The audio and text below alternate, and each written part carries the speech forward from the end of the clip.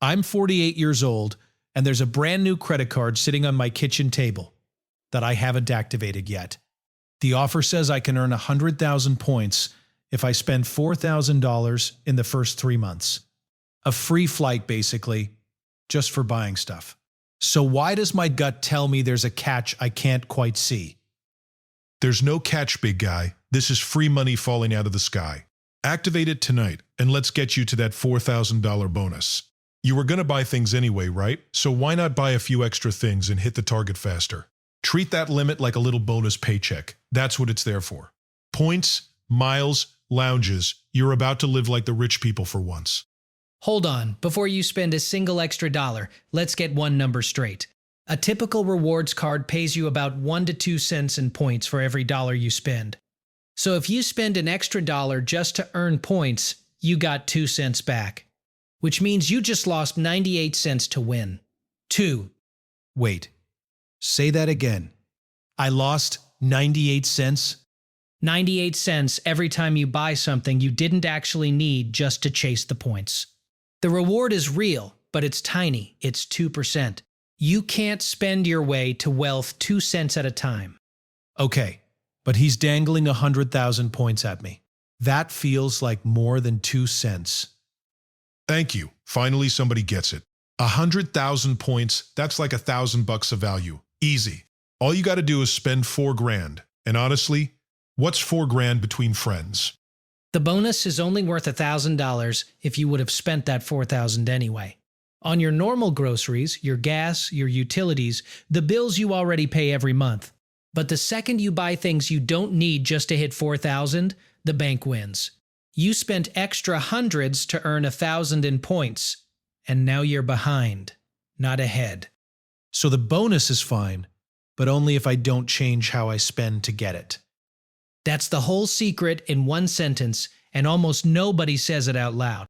Boo, that's the boring version. The fun version is you buy the nice TV now, put it on the card, and pay it off slowly while you enjoy it. That's leverage, baby. That's how money people think. Pay it off slowly at what rate exactly? Because the average credit card charges around 24% a year right now. In 2026, you carry that TV balance for a year, and you didn't get a deal, you paid almost a quarter more than the sticker. 24%. And the card pays me back too. That math is not mathing in my favor. Now you see the real game. The rewards are bait, and the interest is the hook. They'll happily hand you 2 cents of points if it tempts you into owing them 24%. Okay, but carrying a little balance helps your credit score. Everybody knows that. That is the single most expensive myth in personal finance. Carrying a balance does nothing good for your score, it just costs you interest. What helps your score is using the card and paying it off in full, on time, every month. Wait, hold on. I've heard that carry a small balance thing my whole life. You're telling me that's just flat wrong? Flat wrong, and it's wrong in a way that earns the bank billions. The card reports that you used it, that's what builds your history. Paying it to zero is the move. You never have to pay a penny of interest to have great credit.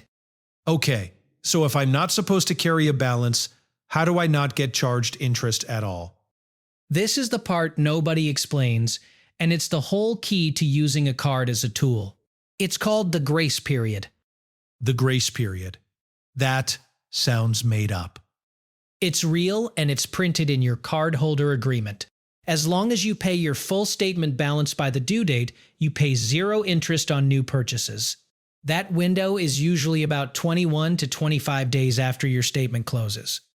So the bank is just letting me borrow money for free for 3 weeks? Every single month, for free, as long as you pay the full statement balance. You're using their money instead of yours, keeping your cash in your own account longer, and paying nothing for it. That, right there, is what a credit card as a wealth tool actually means. The grace period, the worst thing that ever happened to me. But here's the thing, paying the full balance is hard, so just pay the minimum and call it a day. The minimum's the friendly little number, the bank even highlights it for you. The bank highlights the minimum because the minimum is the trap. The second you pay only the minimum, the grace period vanishes. Now they charge you interest on everything, even on new purchases, from the day you buy them. Wait, so the minimum payment doesn't just stretch the debt out. It actually turns the interest on for the whole card? It flips the switch, and most people never even feel it happen. That's why the rule is so simple it sounds too simple. Pay the full statement balance every month, no exceptions, and the card stays free. Fine, fine. But you're missing the real opportunity here. Open 5 cards, chase every bonus, become a points guy, fly to Tokyo on miles. That's the cheat code. That's beating the system. I gotta admit, the Tokyo thing is working on me a little. Then let's run the actual numbers, because this is where it all becomes real. Let's put your 2 roads side by side, mine on the left, his on the right. On the left, my plan, you use 1 good card for the spending you already do. Say you put about $3,000 a month of normal life on it. Groceries, gas, bills, the usual. A solid 2% cashback card pays you back 2% of that. 2% of $3,000 is $60 a month. Over a year, that's $720 back in your pocket, free. $720 a year, just for paying my normal bills with the card and clearing it every month? Just for that? No extra spending, no carried balance, no interest, no games. And you get fraud protection and buyer protection on top, also free. Now look at the right side, Bad Money's plan. On the right, you spend extra to chase points, and you carry a balance. Say his points chasing gets you an extra $500 of stuff a month you didn't need. You earned 2% on that, so $10 in points. But you spent $500 you wouldn't have. So you're down $490 that month alone. $490 in the hole to win 10 in points. That's not a deal, that's a magic trick. And it gets worse, because on the right, you're also carrying the balance. Carry an average of $3,000 at 24%, and that's about $720 a year in interest. That number should sound familiar. That's exactly the $720 I was earning on the left side. Exactly the same number, just pointing the other direction. On the left, the card pays you $720 a year. On the right, the card charges you $720 a year, and that's before all the extra junk you bought. Same card, same wallet, same guy, and the only difference is a balance and a little discipline. Okay, but interest is just the cost of living large. It's the cost of renting money you didn't need to rent. Carrying a balance at 24% instantly wipes out every reward you'll ever earn, and then keeps taking. You can't out-earn 2% of rewards while you're paying 24% of interest. It's not even close. So a credit card with a balance is a loan with a costume on. That's the best description of it I've ever heard. Paid in full, it's a tool that pays you. Carried with a balance, it's the most expensive loan in your whole financial life. All right, at the limit though. They gave you a $20,000 limit. That's basically 20 grand of spending power they handed you. That limit is not your money, and treating it like income is how good people quietly go broke. A credit limit is just the maximum you're allowed to borrow at 24%. It's not a bonus, it's not a cushion, it's a how much rope would you like number. Okay, that reframes it completely. The limit isn't 20 grand I have, it's 20 grand I'm allowed to owe. That sentence right there is worth more than any sign-up bonus. Your income is your income. The limit is just a ceiling on temptation. Wow, you make borrowing sound like a moral failing. Some of us like to live a little, green guy. Live all you want, just don't pay a bank 24% for the privilege of pretending. All right, I'm sold. So what do I actually do? Give me the concrete moves. 3 moves, and none of them require giving up a thing you actually enjoy. Move 1, set up autopay for the full statement balance, not the minimum. Most banks default you to the minimum, so go in and change it to the full statement balance, today.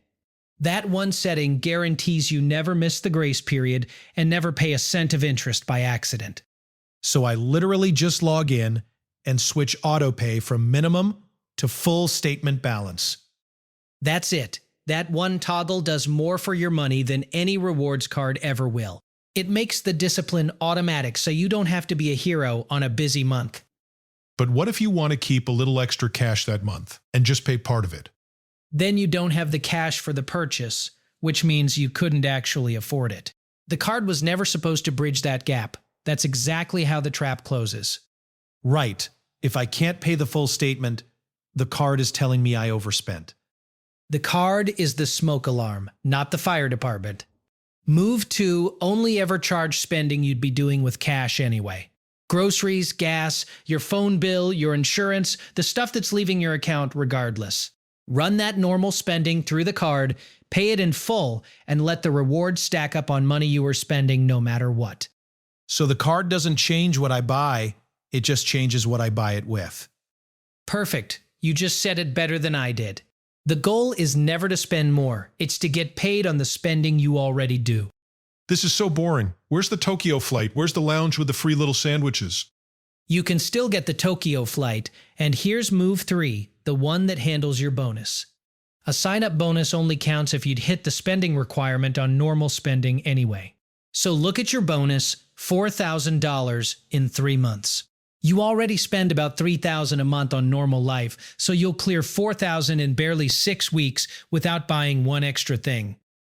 Oh, so I can actually take the bonus, I just route my real bills through it and pay it off, and I never spend $1 extra. That's the move. The bonus is real and it's free, as long as you don't let it change your behavior. The instant you buy something extra to hit the number, the bonus stops being a gift and starts being bait. Ugh, you took my own bonus and turned it against me. I turned it back into a tool, which is all it ever was. Okay, let me say the whole thing back so I know I've got it. Auto pay the full statement balance, charge only the spending I do anyway, and take the bonus only because I'll hit it on normal spending. That's the entire wealth tool playbook. And notice what's not on the list. No carrying a balance, no chasing points with extra spending, no treating the limit like income. Do those 3, and the card pays you $720 a year and protects every purchase for free. And if I do it Bad Money's way, the same card quietly charges me $720 a year, plus all the junk. Same card, opposite life. Fine, but I'm going to get you on the points transfer hustle next time. The really fancy one. And we'll run those numbers too, and they'll only work if you never spend $1 extra, just like everything else. You know what's funny? I was scared of this card sitting on my table.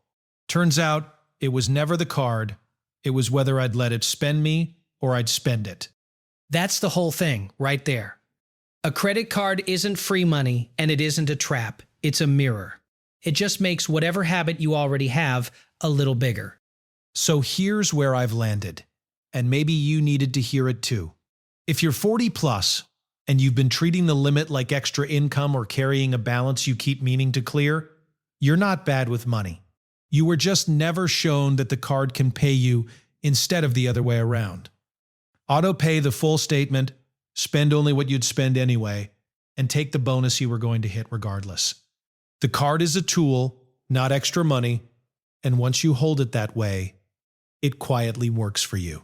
So tell me in the comments which of the 3 moves you're setting up first, because I genuinely want to know. Hit the like button if the lost 98 cents to earn 2 thing finally made it click. And subscribe so Bad Money doesn't get to whisper the points hustle to the next person without me there to argue. Smart and dumb money moves for 40 and over, one decision at a time. This is education, not financial advice, but the math is the math.